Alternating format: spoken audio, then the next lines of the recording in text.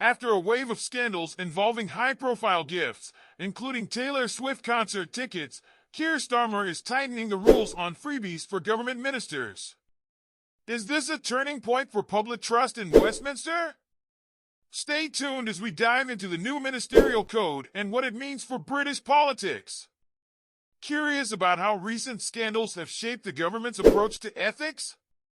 In this video, we'll break down Starmer's updated code, the controversies that led to this shift, and how these new rules impact ministers and their handling of public trust.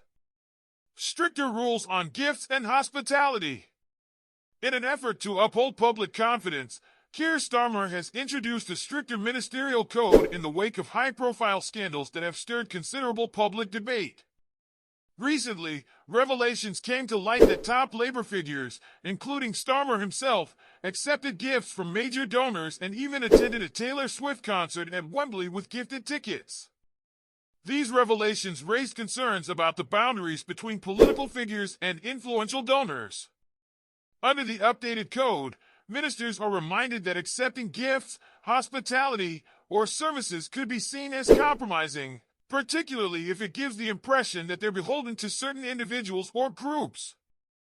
Starmer emphasized that these rules aim to set the high standards expected by the British public, stressing that his team's behavior must prioritize integrity and transparency.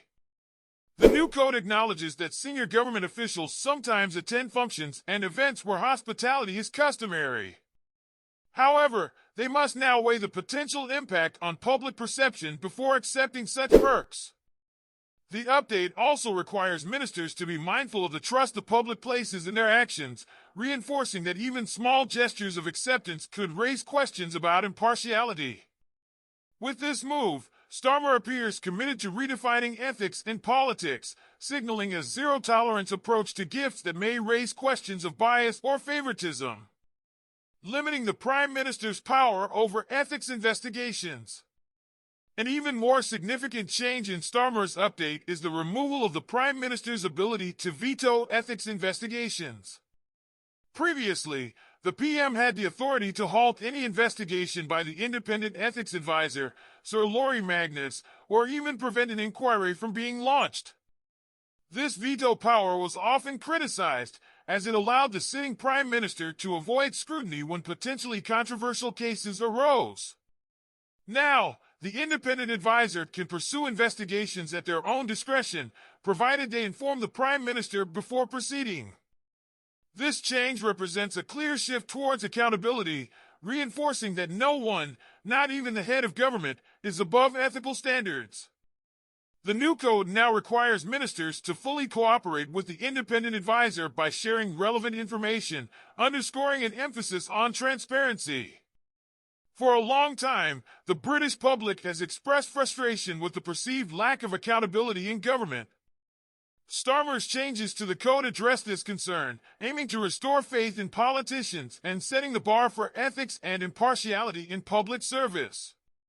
That wraps up our look into the new ministerial code and what it means for ethics in British politics. How do you feel about Starmer's tougher stance on ministerial freebies? Share your thoughts in the comments below, and don't forget to like, subscribe, and hit the notification bell to stay updated on all the latest in politics and beyond. Thanks for tuning in!